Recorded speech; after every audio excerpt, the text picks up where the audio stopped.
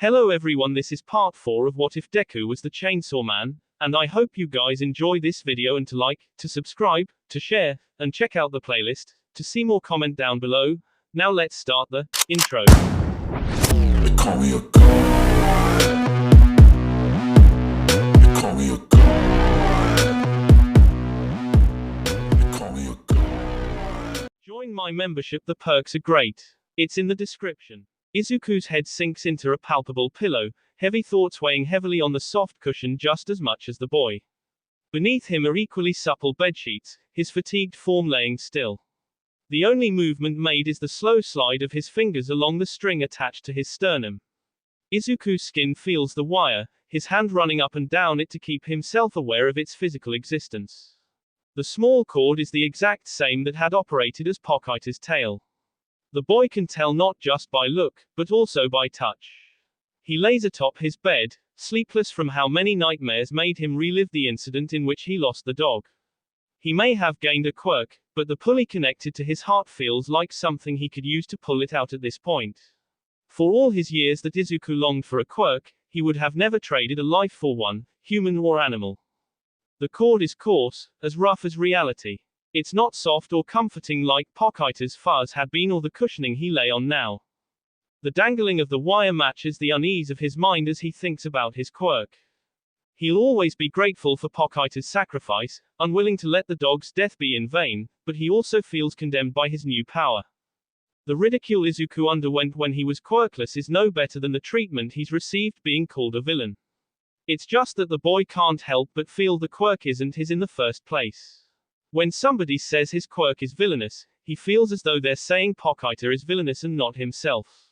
He'd rather they just blame him even if that's what they mean. Izuku is drawn from his rumination by the light rap of someone's knuckles on his door. When it pushes open, he's not all that surprised to see his mother on the other side. Neither of them say anything, an ambient noise filling the silence instead. Inko eventually takes the initiative and closes the distance so that she can sit on the edge of her son's bed. Once she does, she takes to coddling him as usual. Her hands stroke at his head, fingers coursing through his curly green hair. Wanna talk? Inko speaks in a soft soothing voice that treats her son as delicately as her petting strokes. Izuku responds with a small insipid shake of his head anyways, which leads the mother to sigh and say as coaxingly as possible, "You know it's not good to hold it in." Izuku's fingers curl around the string that he's been holding, clinging to it tighter. There's nothing to hold in, he knows what he's saying isn't true when his hand brushes against his chest and he faintly feels the beat of his heart. Sweetie, you barely touched your Katsuden and you'd normally be in the living room watching the Hero Network about this time. Inko frets over him as she brushes hair strands away from his eyes to look at him better. Izuku's glossy gaze shifts away from her. Instead, you're in your room sulking. Inko keeps prodding at her son's inherited green locks in an effort to make him look at her again. I'm not sulking, Izuku pouts as he pulls his head away from her hand. Inko stops petting him so that he can sit up. He shrugs while trying to come up with an excuse, I'm just not hungry. All Inko has to do is look to her left to see a bookshelf of hero merch or her right to see a notebook full of study scribbles for her to counter with the question, and what about your hero analysis? Izuku looks at the book that he put so much time into writing. Then falls backwards to flop on his bed. What's the point? He's not sure if he's bitter or sad as he mumbles, everybody says I'm gonna turn into a villain instead anyways. Inko's eyes expand, flaring like her nostrils as rage consumes her. Who's saying that? She stands up as adrenaline floods her system to go after whoever dared to hurt her son's feelings. Motherly instincts have her clenching her hands into fists. Izuku, tell me who's saying those awful things to you. She wants to know who to direct her anger at as she moves to grab the landline phone off the wall. Is it the boys at your school? Whose mother do I have to call? Mom. It's not. Izuku shoots up to stop her before she can dial any numbers.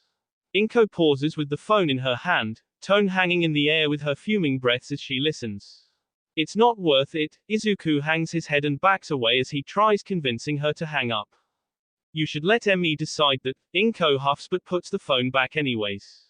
Izuku returns to his bed and she follows to sit beside him before asking, would you like to be homeschooled from now on? Izuku somberly shakes his head. No. It's not just them, Mom. He looks into her eyes so that she understands and doesn't reflexively freak out again. Inko frowns, but doesn't get up or revert back to shouting.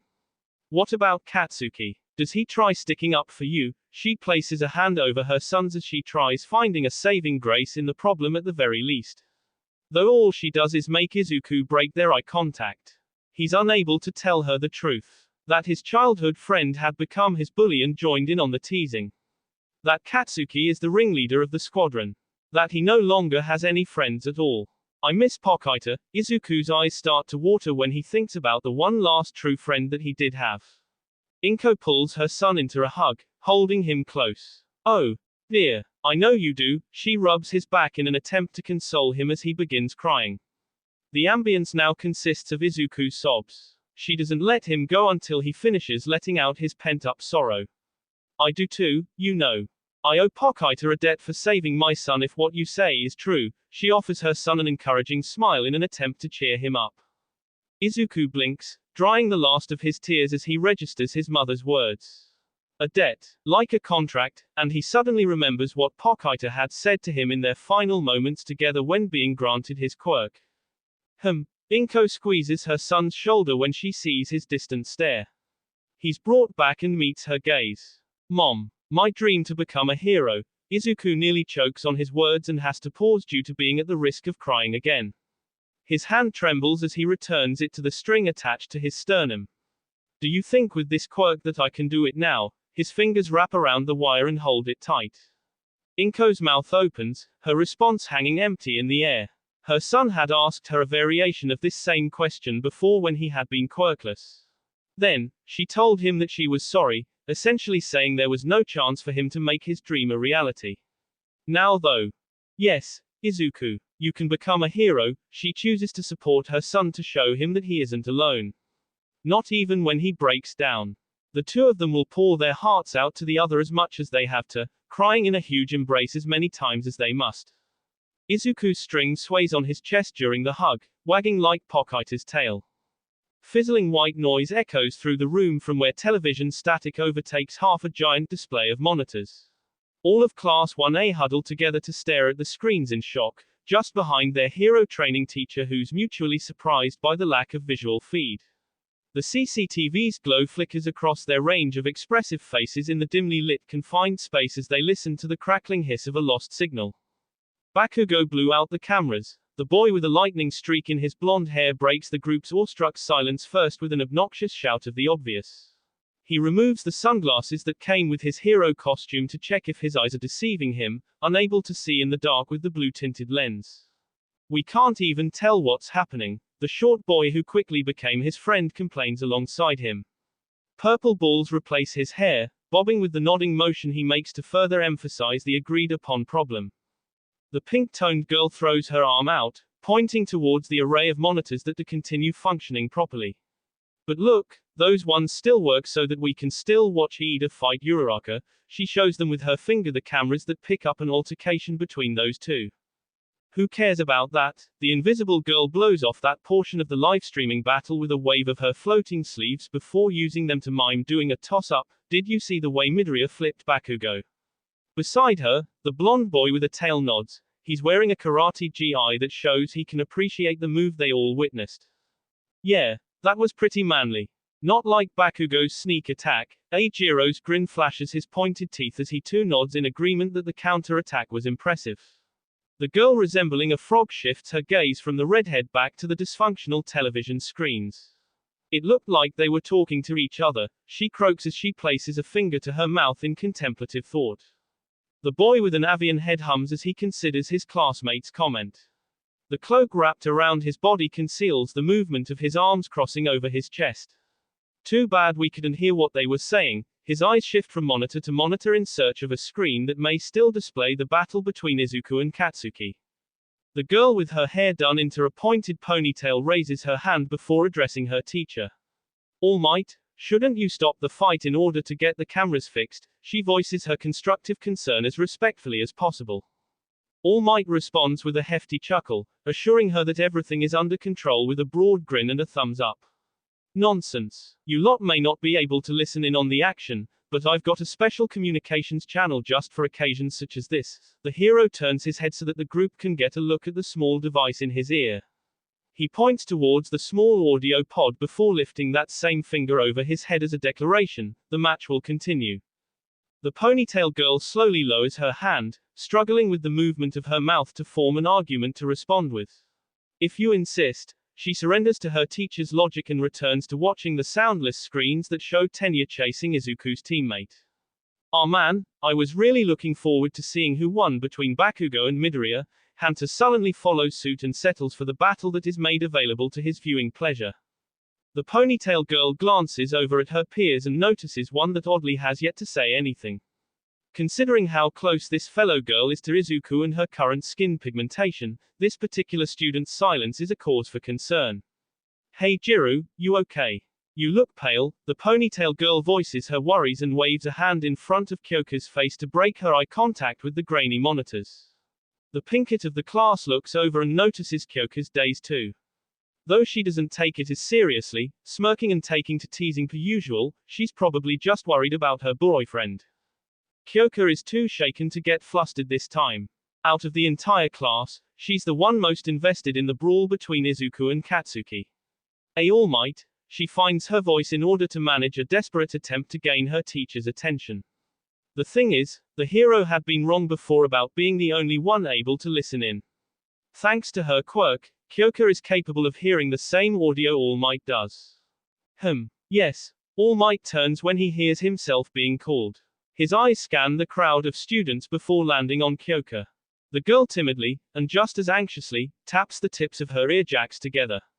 Maybe you should tell them to take it easy on one another. They're quirks, after all. Her voice is just barely a whisper, but All Might hears her loud and clear. The abrasive roar of a chainsaw's startup left more up to their imagination than they would have liked to admit. Hunter overhears Kyoka and begins massaging his chin in ponderment as he realizes something.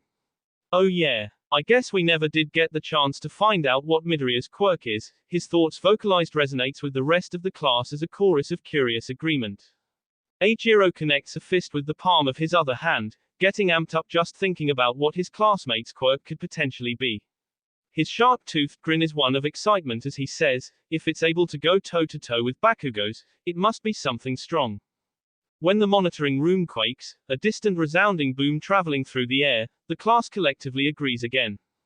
All Might grits his teeth together, straining to maintain his broad grin. The hero heard the pin that had been pulled from the support device that created that boom. He listened to Katsuki explain the nature of the explosion's power being one of accumulated nitroglycerin. Yet, he also hears the continuous shrill shriek of saw blades running to know Izuku survived the detonation. Kyoka is in the same state of petrification, intently listening to every detail of the brawl's audio that accompanies that shockwave. All Might places a finger over the comm piece in his ear, pressing the device to activate the built-in mic. "Bakugo, do that again and you'll be disqualified." He prevents the brash blonde from endangering Izuku before doing the same with the chainsaw boy, "and I'm prohibiting Midoriya from using his quirk any longer." From within the damaged infrastructure of the battle building, Katsuki sneers upon hearing All Might's orders in his ear. The blonde places a finger to the communicator in order to operate his own mic so that he can shout back, "Fuck that. I can take him. I want a fair fight." Before Katsuki can get a response refuting him, he plucks the device out of his ear and tosses it down. Opposite of his childhood friend turned lifelong bully, Izuku shifts to do the same. "If that's what you want." A distorted growl comes through the boy's elongated fangs as he removes his own earpiece. He tosses the miniature pod aside before goading his enemy with a broad spread of his chainsaw-mounted arms, Kaken. Katsuki's heavy boot crushes his discarded earbud, cutting off All Might's unheard shout, "No. Kid. I told you not to fucking call me that shit." Katsuki propels himself forward with explosive bursts to close the gap between himself and his opponent. The overlapping detonations drown out All Might's yelling from Izuku's still functional earbud that lays on the floor out from the boy's ear. Izuku swings his arm blades, the sweeping motion just shy of being an arc. Katsuki redirects himself with his explosions mid-air, performing an aerial maneuver that carries him over Izuku's head. When the blonde shifts his position to be directly behind the chainsaw boy, he lets off another blast from his hand. The detonation burns itself into Izuku's back. Izuku retaliates with a wild swing as he twists his body to turn around, nicking Katsuki's shoulder. The boys back off from one another before Izuku tries moving in again, going for the legs this time. Katsuki reaches down, snatching the attacking arm as it pushes forward. Katsuki's free hand lets off a round of controlled bursts that help him to pivot and spin Izuku while keeping the hold. Deku, the berserker blonde, slams his opponent into the ground by using the momentum as his force of strength. You're nothing compared to me. Don't be so sure, Izuku grinds out through his pointed gritted fangs. The saw blade fixed to his skull makes it easy to keep Katsuki at bay as he turns his body around. Then, Izuku sweeps forwards with a mad rush that really forces the blonde to go on the defensive. A frenzy of swipes pushes Katsuki back until he runs out of room and is forced between a wall or a corner. Katsuki hisses when the teeth of a chainsaw come close to splitting the hairs on his head. You're just swinging your chainsaws around, arsehole. Katsuki ignores the assault and meets the attack head-on with explosions. The blonde's chest is torn into, a deep gash instantly cauterized by his own burst of flames. Izuku is burned across his own chest, fire scorching his flesh. Take me seriously and fucking apply yourself already, Katsuki yells through his pain as he lets off another massive explosion with the combined effort of both hands. Izuku gets blasted across the corridor, and collides with the only wall that remains intact. He hardly has any time to grunt, let alone get back up, before Katsuki is flying towards him with a punch rearing to go. The whole floor gets caught in the explosion that had been winding up in that fist, a bombing disguised as a right hook. Debris puts out the fire that erupts from the blast as rubble rains down onto the level underneath. When the dust clears from where Izuku was caught in the explosion, he's on his butt with his arms crossed in a guarded X formation. The chainsaw bars are covered in as much ash and soot as they are blood. You have to understand your quirk better. Katsuki stomps through the wafting smoke as he lets off a few intimidating pops from his palms. The embers flicker and glow in the dark pit that they've created during their battle. Huh. Izuku lowers his arms to peer up at Katsuki. The boy that had bullied him his entire childhood is now trying to give him advice. The innovative skill meshed with the fighting instinct Katsuki has for his quirk proves there's more uses to the power than just creating explosions, and he's saying the same applies for the quirk Pokita granted Izuku. You're the last person that I wanna hear that from. Izuku's chainsaws rev back to life with his renewed sense of anger and he rushes forward to meet the boy for another round of combat. Katsuki grins, having successfully baited Izuku. Attached to the belt looped around his hip are a collection of actual grenades. The bomber had pulled one of the pins a while ago, long enough for the detonation to be any second now. Katsuki tosses the whole slew of grenades rather than just the one to get a bigger explosion as he says, boom. The blast blows out the windows on the stories above and destroys enough pillars to shake the entire building's foundation. Another massive burst of fire snuffs itself out in a burial of rubble. Debris continues to pepper the pit that consumes where Izuku had been, closing off the space between Katsuki and the boy with darkness. The bombastic blonde keeps his grin on his face as he stares into the void, finding no sign of his opponent. But then, he hears the whir before the belated buzz of a living chainsaw jump-started and returned to life. Katsuki's smile drops just before the malformed frenzy of dizzying spinning metallic teeth comes barreling through the black smoke. A monstrous face of fangs and fury roars with the running of an engine. The chainsaw boy's leap is directly over the blonde, descending in a cutting motion unlike any other. The explosive teen has one shot at stopping the attack with one of his own, directing a detonation from his palms upwards. Izuku is directly upon Katsuki when the explosion goes off. Izuku is launched through several layers of cement, breaching ceiling after ceiling. A streak of flame trails with him, following the range of fire. The orange path brightens when Katsuki follows it with a string of more explosions to take flight and pursue Izuku. Katsuki gets ahead of his enemy and extends a leg, raising it to be hoisted over his head. The bomber's kick collides with Izuku's stomach and receives a boost from a collection of explosions to send them rocketing back down. They slam into the ground, a final detonation marking the impact zone. Beneath Katsuki's boots, Izuku squirms as he continues his struggle to keep fighting the explosive force of nature. Blood spews from the chainsaw boy's mouth, oozing between his fangs and dripping down his chin, while his injuries squirt bodily fluids as well. Katsuki watches as the marred flesh slowly stretches to grow back muscle fibers at the very least. Regeneration. The blonde huffs in disbelief over the healing factor that proves itself weak but helpful to his enemy. You were revving your engine before I kicked you, eh? Katsuki winds up for another blast to finish the fight, assuming he's got Izuku beat. No matter, an orange glow radiates from his palm before expanding to the rest of his hand. Heat simmers on the surface of the blonde's skin. Then, he ignites the spark to take full advantage of the firepower. The blinding light of the explosion doesn't let him see how, but he feels Izuku move out from beneath him. Katsuki curses when his own attack provides a smokescreen for the chainsaw boy to conceal himself, the only indication of his position the constant whirring of his weaponized body. The dust settles at the right moment for Izuku to reveal himself. Your aim really sucks. You're like a damn cockroach, Katsuki barks back as he meets Izuku's attack. Another mashup of explosions and chainsaws leave more burns and scars. The flames lick at both of the boys before they're tossed into tumbling rolls. Katsuki heaves himself upright, straining his body to stand. He falls down, forcing himself to remain positioned by just one knee. Bitterly, he curses. However, this is more than enough. There's still one final trump card of his second gauntlet that stored up another bucket load of nitroglycerin sweat. Katsuki grabs the pin and takes aim where he sees Izuku also struggling to stand up. See ya in hell, Deku. Ya damned chainsaw devil, Katsuki spits when a drop of sweat slides down onto his lip to rid himself of the salty taste in his mouth. Just as he's about to pull the trigger and end the battle to prove his point to Izuku, something rough grabs his arm to stop him. I told you not to use that thing again, young man. All Might's radiant dark blue eyes look down on Katsuki with what can only be disappointment. The hero's broad smile is no longer warm or inviting, but cold and shrouded by a shield of shadow that also obscures the rest of his deepened facial features. All Might tears the grenade-shaped gauntlet off of Katsuki's arm and chucks it. Bakugo. You're disqualified. Hearing his teacher put a stop to the match, Izuku allows himself to wind down. The chainsaws sprouting from his body retract and his face begins to return to normal. Though he isn't let off the hook either. Not just yet. All Might whirls to face Izuku and reprimands him as well. And you took this too far by accepting Bakugo's challenge. The hero puts his hands on his hips, shaking his head.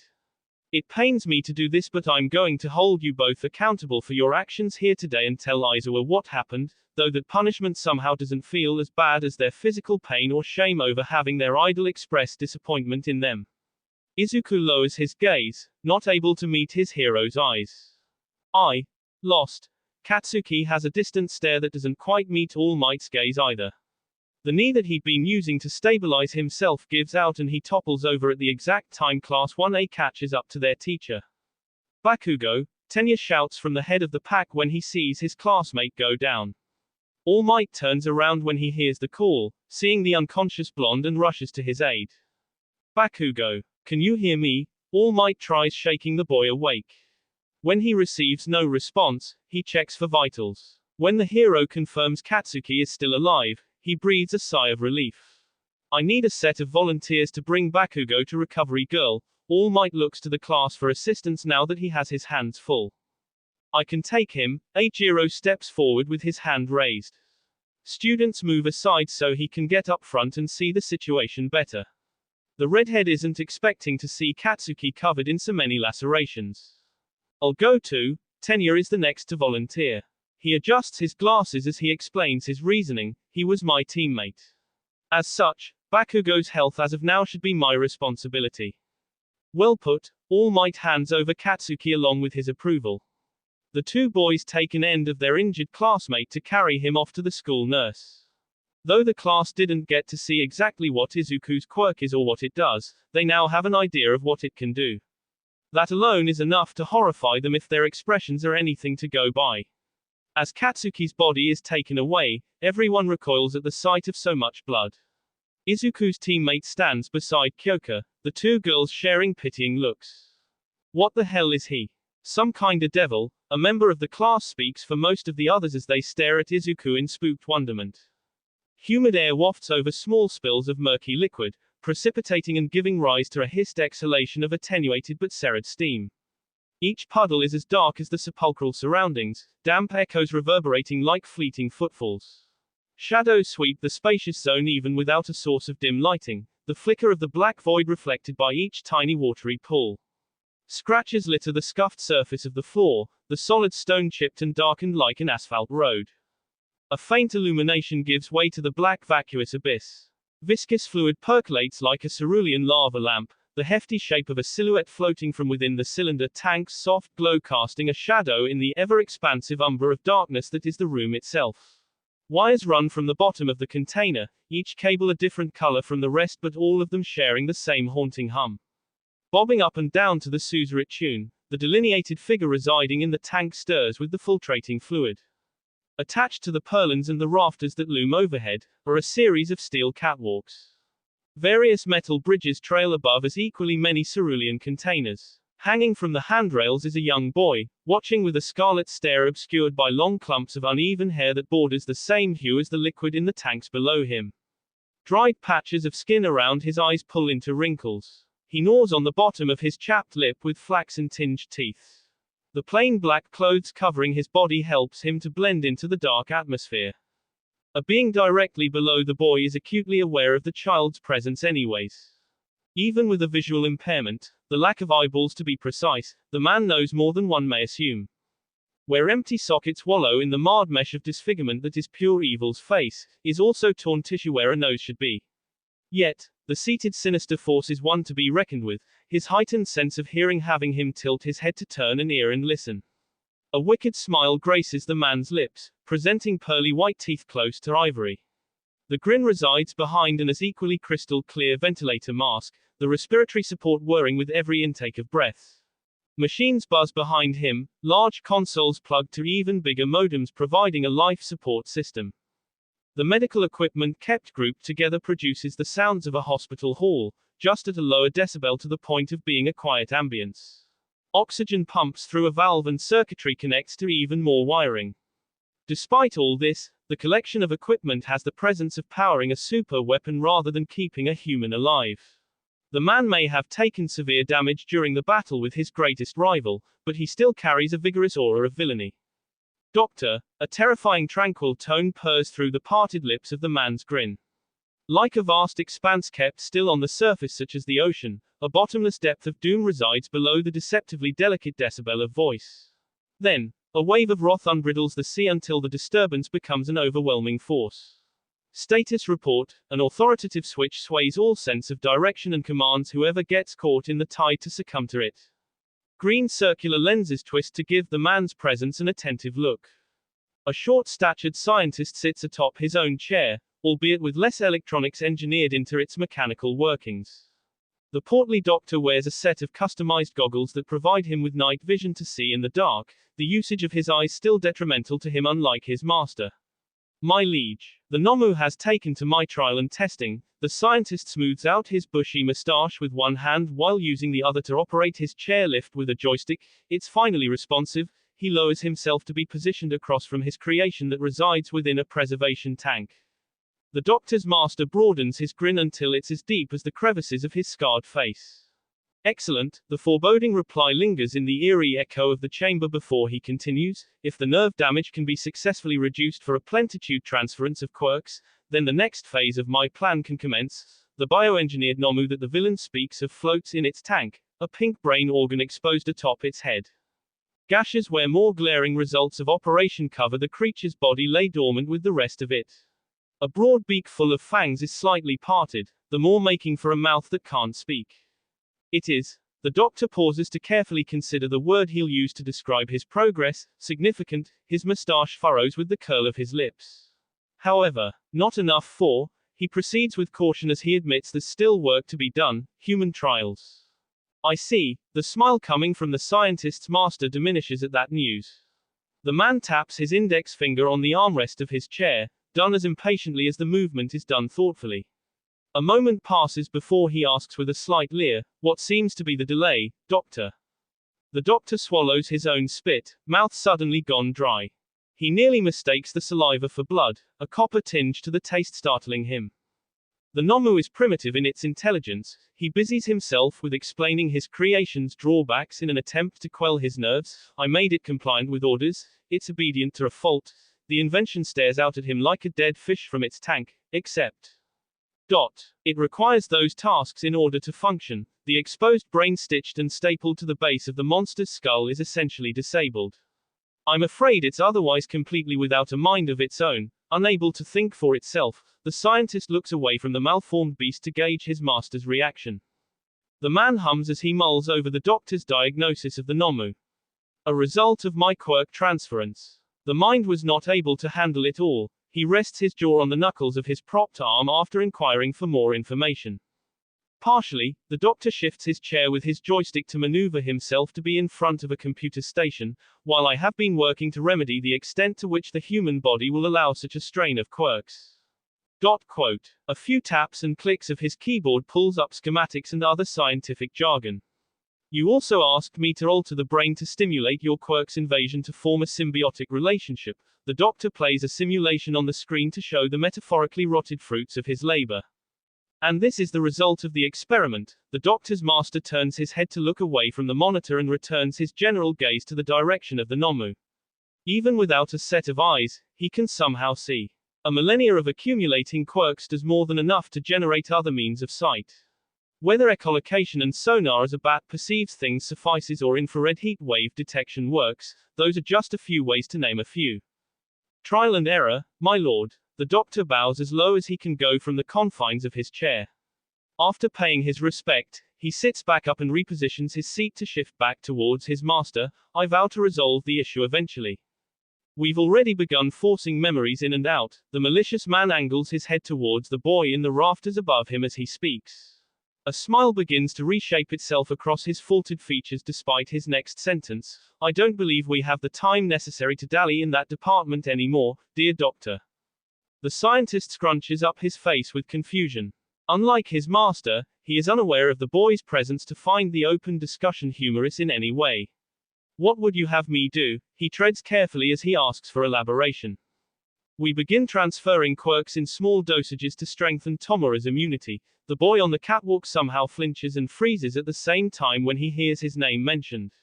A draft overtakes the room as though somebody opened a window, sending shivers down Tomura's spine as he bends down to hear better.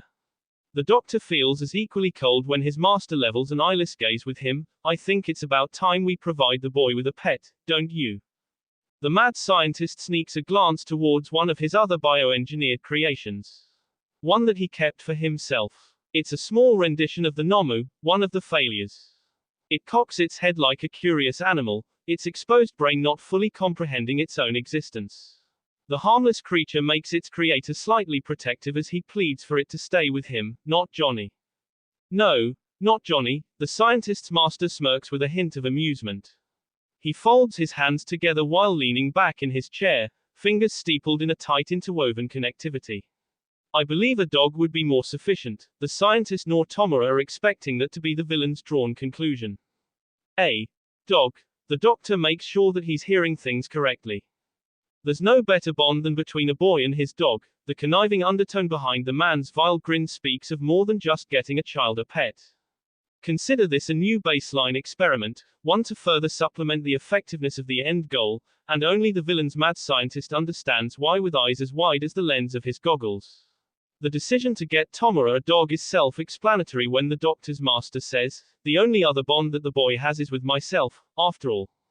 The stronger the relationship, the more willing to welcome the channeling of quirks. The doctor nods along with his master's thought process before agreeing, that could work. Oh, dear doctor, I know it will. The villainous response is full of malice, and yet the boy in the rafters is none the wiser to his current guardian's devious scheme. The child named Tomura is instead too fixated on his own hands. He stares at his open palms and the digits attached to them, twiddling his fingers. Crusted nails have specks of dust under them. He remembers the last time he had a pet dog, and what happened when those hands had touched it. The destructive power of his quirk makes him fold his fingers over, willing them to never brush against his new dog's fur. He refuses to hold the animal that his sensei plans on giving him. He'll never hold the dog. He'll never hug it. Clouds ruffle in ripples like a careening curtain that's been pulled back to let the sunlight shine through. Beyond the congregation of pure white nebulous are acres of bright blue. Izuku can't help but admire the sky that seems to shimmer as wind blows his hair into artistic swirls shaped similarly to the clouds above. Shade sweeps over the rooftop of UA from where he's seated on its ledge, legs dangling in the breeze. A calm serenity fills the air with the tune of chirping birds. Whole grain bread that's been toasted golden brown crunches with the thick tomato and fresh lettuce that resides between slices as Izuku takes a bite of his sandwich. An aroma wafts from the food and becomes a fragrance that the air itself seems to savor as much as the boy does. Juicy flavors, warm and cold, tingle his taste buds as he chews on the combination of wheat and vegetable. Crumbs chip away and fall into Izuku's open bento box to bounce off Ziploc-bagged orange slices and grapes. He'd gone up to the roof to have his packed lunches when he attended Aldera during junior high. Eating on the top of his school feels oddly nostalgic as he munches on a mouthful of toasted bread he bit off from the corner of his sandwich. He watches the cherry blossoms planted below with another breeze that blows through, mind in a daze and his eyes entranced as pink petals flutter about in a huge flurry. Birds cease their singing and fly away, frantically flapping their wings that loose feathers float in their wake. I was wondering where you went. A feminine voice draws Izuku from his thoughts and has him turning his attention with his body to the stairwell behind him. He recognizes the girl coming from the roof accessway as his friend and classmate, but still feels his facial muscles pulling into a perturbed expression. Jiru, he wonders why she'd also be occupying the rooftop during their lunch period. Completely oblivious, he has a hard time deducing any valid reasoning. Even after she walks over to his spot to sit beside him with her own food, he can't figure it out. Dumbly, he asks, "What are you doing up here?" Kyoka flicks him on the forehead as though that'll jog his brain function to start working again. "I've been looking for you, stupid." Izuku rubs his slightly sore temple as the girl huffs with disbelief. "I should be the one asking you that question." A small shake of her head has Izuku lowering his. Oh. His neck bends as he sinks his head even lower. He only raises both after so that he can nervously scratch his scalp. "I guess that's fair." His fingernails run through his curly green locks, sometimes splitting hairs and sometimes getting caught in the tangled mess. "I got worried when I didn't see you in the cafeteria for lunch. We normally eat together, so I thought maybe something was wrong." Kyoka picks at the rice on her tray with a plastic spork but doesn't bother scooping any of it just yet as she side-eyes Izuku. Izuku looks away, avoiding her line of sight. His voice catches in his throat like it's his sandwich before he swallows. Slowly, he turns his head to look at Kyoka again. She waits with gentle eyes. "I don't like the stares I've been getting recently." Izuku holds the girl's gaze before adding, "Nobody wants me there, so I figured I'd go somewhere else." Kyoka winces with her eyes. I'm sure that's not the case, but she can see where the boy is coming from as he sulks with his sandwich. Even if it is, and everybody is still freaked out about what happened with Bakugo. Who cares? She tries blowing it off with a wave of her hand to loosen him up a bit. "I don't." His shrug is a small one, but he does seem to pick up on the carefree vibe. A wry smile is directed towards nobody in particular as Izuku looks up at the sky. "I'm used to eating alone." "Hey." Kyoka nudges him with her shoulder to remind him that she's still sitting next to him. He looks back at her as she says softly, "You're not alone." Izuku's face turns a shade of red and he finds himself redirecting his gaze once again. "Thanks," he mumbles his appreciation as his smile turns a bit more genuine. Kyoka blushes too, hers a tone of pink that matches the petals that have blown their way to the rooftop where she and Izuku reside. "Yeah," she mumbles even quieter while looking in any direction but at the boy. A few seconds of silence pass between them before Izuku sighs and says, "At least Bakugo's been avoiding me ever since instead of trying to start more trouble." The weight of the sandwich in the boy's hand reminds him to take a bite. Kyoka nods, spooning a mouthful of her own food. He hasn't said anything about the fight either, no matter how much Kirishima or the others ask. The flimsy spork in her hand bends as she pokes at her rice again. She recalls the class trying to get answers out of him before the bombastic blonde blew up on them. Literally, a teacher had to come and separate him from the others after setting off the sprinkler system. "I'm surprised." Izuku blinks back his shock before pressing his thumb into the toasted bread of his sandwich. Kyoka tilts her head when she hears the crunch of the bun. I didn't think he'd keep my quirk to himself afterwards. The girl listens closely to the boy's whispered words that are unclear whether they're meant for her or himself. She sets her utensil down on her tray, then fixes Izuku with a sad stare. You know you can't keep it hidden from everyone forever, right? Secrets come out eventually. She tries to be as gentle as possible as she warns him of the consequences of hiding his quirk. Izuku nods before putting the remainder of his sandwich back in his bento box. I know that. I'm just not ready. He loses his appetite and closes it. You saw how they reacted by just seeing what it can do. Kyoka reaches out to touch his shoulder consolingly, but pauses mid-movement, her hand hovering in place as she thinks better of it. Her hand lowers as she tries cheering him up with words of assurance alone. Some of our classmates are nice enough that I don't think it'll bother them once they know, at least, the ones I've spoken to. Maybe. Izuku shrugs non-committally. Quickly, he hides his somber mood with a smile meant to cheer Kyoka up instead. Don't let me stop you from making friends either way though. Kyoka blinks, taken by surprise. She shrugs in return once she recovers. I really only know Yaoyorozu and Ashido so far. The boy's smile is contagious though. Who? He curiously cocks his head to the side as he inquires to know which of his classmates Kyoka is referring to. Kyoka pauses as she tries to think of a way to describe them. A faint blush dusts her face before she mimes holding something invisible, you know. Yaoyorozu is the one with the. Her blush deepens when Izuku realizes the positioning of her hands is in front of her chest. Izuku instantaneously turns red and shouts the first other distinguishable quality of the girl that he can think of, the ponytail. Kyoka looks away to hide her embarrassment as she nods. Why yeah, she mentally kicks herself for not choosing Yaoyorozu's hairstyle to describe her as Izuku had. Eager to get past the awkward mood, she switches to describing the other girl that she befriended. And Ashido is the pink one. Kyoka's mind can't help but wander to thinking about the size of Ashido's bust too though. She seems nice. Izuku's reply sets her nerves on fire when she looks down at her boobs and mentally compares the size of them with her female classmates. What's that supposed to mean? Kyoka's ear jacks raise into attack mode to threaten the boy as the girl succumbs to a sudden surge of anger. I'm just saying she's a nice person. Izuku throws his hands up defensively while reeling back from the menacing display of the girl's quirk. He nearly falls off the roof's ledge as he tries scooting away to avoid getting assaulted by the pulses of her heartbeat vibrations. Fortunately for him, Kyoka's attack never comes. She simmers down with a huff. The girl crosses her arms and looks down at the tray in her lap. Her lunch stares lifelessly back at her as she thinks about Ashido. She has a crush on you. I think. Oh. Izuku's blush returns just as it was about to leave. He looks down at his own lap where he fiddles with his hands, his own thumbs wrestling themselves. Kyoka shyly raises her eyes to look at him, blushing as deeply as he is. The girl's ear jacks begin to squirm with her body as she sheepishly tries to tell Izuku something else. I also. You know. Sirens suddenly screech through the school's speaker system, the blaring noise making the girl stop mid-sentence to instinctively cover her ears with a grimace. Izuku pulls his legs up from the roof's ledge so that he can stand and look around. Kyoka slowly gets to her feet to glance towards the stairwell from which the noise is the loudest.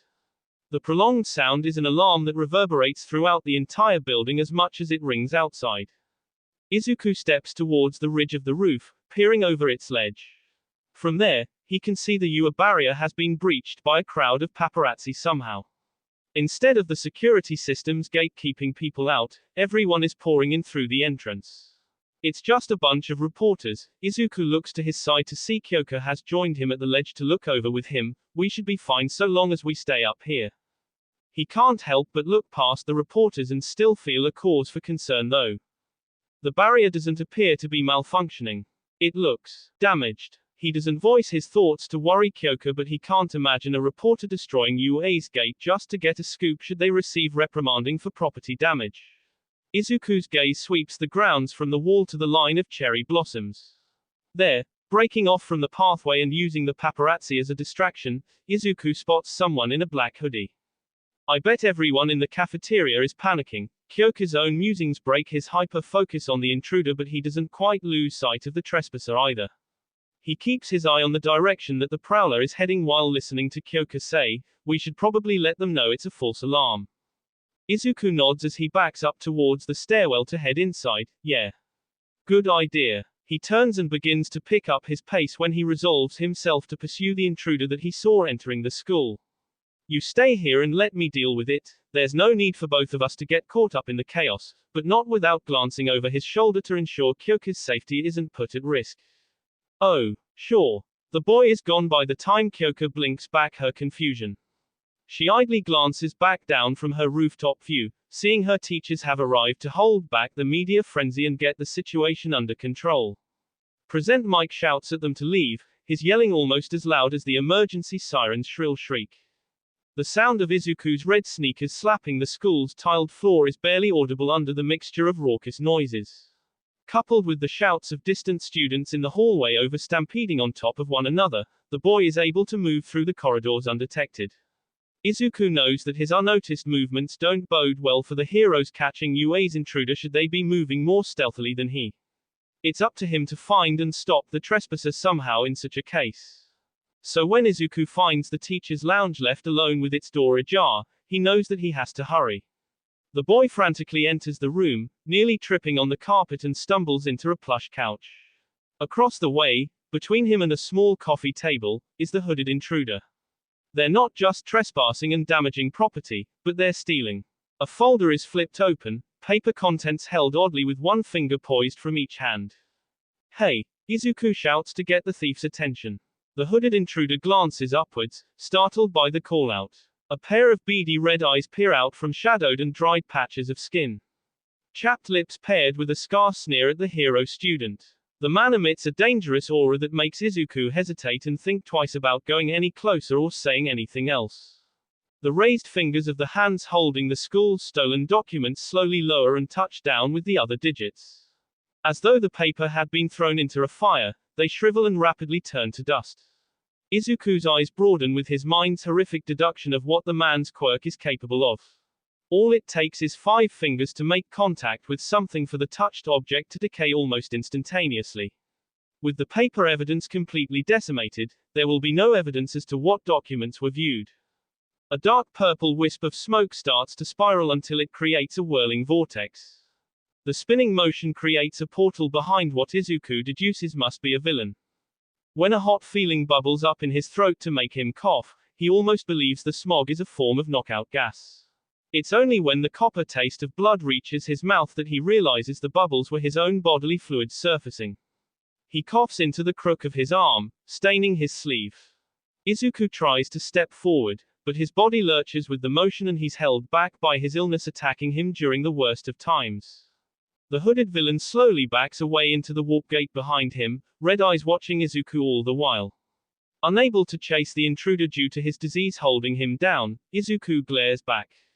The dark fumes close around the villain and gradually shroud him in the vortex until the dissipation of the smoke takes him with it. All of the deep purple shrinks towards the left pupil of his eye, and then, it blinks away. The villain vanishes. Izuku clutches his chest, groaning as he crouches to one knee. For some reason, his heart aches for the mysterious criminal. That will be all for this video. Be sure to like, subscribe, share, and comment down below for more videos. Goodbye.